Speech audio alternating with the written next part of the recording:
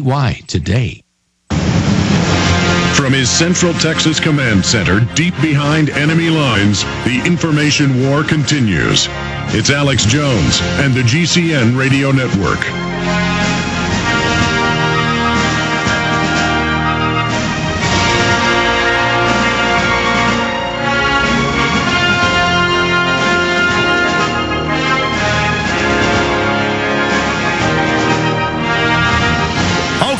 We are now 30 seconds into the second segment of this second hour. Thank you for joining us. I want to continue with your phone calls. Again, for those who just joined us, there is open massive attacks on the internet, on the web, on talk radio, on print media. The federal government openly saying they want to license bloggers. They already started licensing churches with 501c3, totally against the First Amendment. I mean, what is it about the First Amendment that people can't seem to understand? We've got White House says swine flu could kill 90,000 in the U.S., but the caller, because my pet peeve about talk radio is most people tune in randomly. You never know what they're talking about. So I know we were just talking about this 3 minutes ago, but I'll recap. John was talking about how the web is private networks, the peer-to-peer, the backbones, the Cogents, the level 3s, all these companies. But the system that operates in the addressing system was set up by DARPA, by the Defense Department, and they've always controlled it. Now ICANN is just publicly giving control of it to Homeland Security, and that's what Obama says. We've got to be able to kill the internet to save it because Al-Qaeda and the Russians are attacking the web. When in truth, the military systems are on totally separate systems. It's made up. The Pentagon's been caught for 20 years attacking their own systems to blame it on foreign enemies. False flag's the name of the game. And so, yes, September 30th, and I've mentioned this, it's very important, they're going to internationalize ICANN on the surface and claim the EU and UN have a say now. On the global addressing system, they're saying they're running out of addresses, which is made up, so they can have a whole new system that's going to be Internet 2, that they claim is private/governmental/academic. They're going to then cut off the old web piece by piece and force you onto Internet 2, which is just a glorified cable network. And that's why they have a federal, global, wireless free Internet. It's not free. You're paying for it. Then they can block the addresses. They can control it. Just like Apple and AT&T are now blocking the tens of millions of Google phone users. They don't let Google phones call it. And now they're announcing, Apple and AT&T are announcing they're going to block other internet phones, Vonage-type phones, all these different systems. So it's really happening. And just like Apple and AT&T can illegally, it's a total violation of antitrust, just like they can block people. You know, you think when you're buying an iPhone, or you think you've got AT&T that you're being given service to the telephone world. You're not. That's how they're killing the web. That's how they're killing it. Because if you control the addresses, the internet, you already control the web. So you have 1 minute to finish what you were saying, John, about an unorthodox or controversial idea. Yeah, let me try to ramrod this out. I don't think, first off, two corrections. I don't want one correction. I don't have time for corrections. Got to let you go. Got to let you go. I just told you could come back and make your point about what it was you wanted to say. I just can't do it. All right, let's talk to Mike in Tennessee. Mike, you're on the air. Go ahead. Good afternoon. Alex, I've just passed the former NAS Millington Naval Air Station. It's now the Bureau of Personnel and Other Operations, NSA, Mid-South is referred to. And it's all civil servants for 90% of it. People that live in the area, but now they've got a nice barbed wire fence, 9-foot tall, inward sloping barbed wire with razor wire on the top, and they've got these nice, pristine, brand new little cookie cutter houses, about 1,800 square feet, 2-story, 3-bedroom, 2-bath, fenced-in backyard, and they're not bringing in enlisted men. I think it's going to be another Hotel California. It's my gut feeling. Well, start over. That's why I got frustrated with John. These are all important calls. Every call brings out important info now. Specifically, they're announcing 400,000 regular Army and Marines to occupy the U.S. It was 20,000 a year ago. Now, in Army times, now it's 400,000. Next year, will it be 1 million? They're openly announcing the FEMA camps, the mass graves, the forced inoculations. Specifically, tell me where you are what this FEMA center is you're talking about.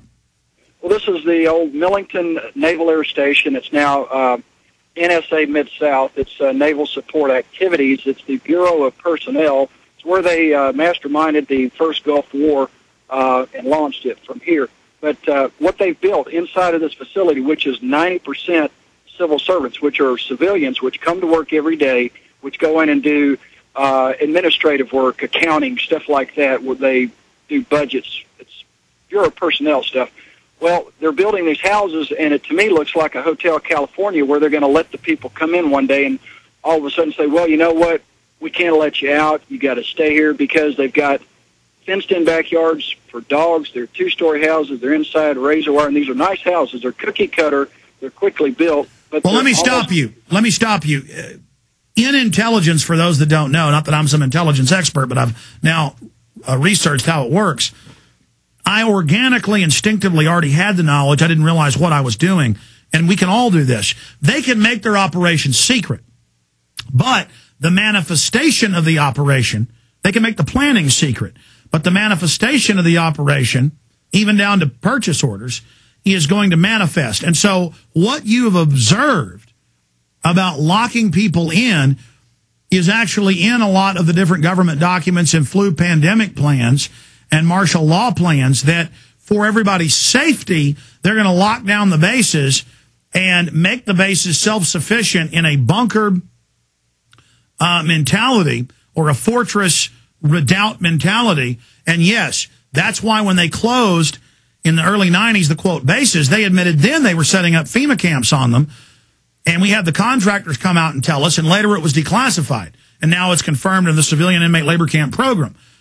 And so, yes, but somebody ought to get some photos of that, send it to showtips@infowars.com. Let us know when you're going to send it, videos, and then a blurb describing it, because we need people to see this. So how many houses are they building inside the base? Probably about 20 along the road on Navy Road, and probably about 40 deep. And they're I'm a general contractor, and I inspect houses. No, I'm not a government inspector, but I've been in the business long enough to realize that you don't build brand new houses on a facility where you don't have enlistment, and they look like cookie cutter. They're not fancy. They're not for officers. These are for warehousing people that are like families with pets. Enlistment don't have pets, obviously. International troops do not have pets. These have fenced-in little 4-foot-tall, fenced-in backyards. This is for families. So I'm looking, just the way I'm thinking is strategically, they're going to bring in the folks that make the system run and keep them like a Hotel California. You check in, but you don't check out. And so they can confine them to the work site, so that they've got a captive workforce to make the system run. I'm trying to place it memory-wise, but I've seen a bunch of news articles and government documents. It'll come to me during the break, where they admit they're planning to lock people down on the bases. They have the bills for the FEMA camps that just legalize the existing camps, where it's going to be community centers, where the government people are going to live there. That's in there. The clergy response teams that, again, we broke when they were secret. Now it's admitted are going to help the community live in the camps. So they're planning on collapsing society so that everyone accepts the mobile federal vans as your health care. Everyone accepts you want to be in the camp. And then camp industries, because everybody's got to work to pay for this. And the way they sell the camp like it's a good thing. Same way in Russia, China, and Nazi Germany. Same thing with Pol Pot.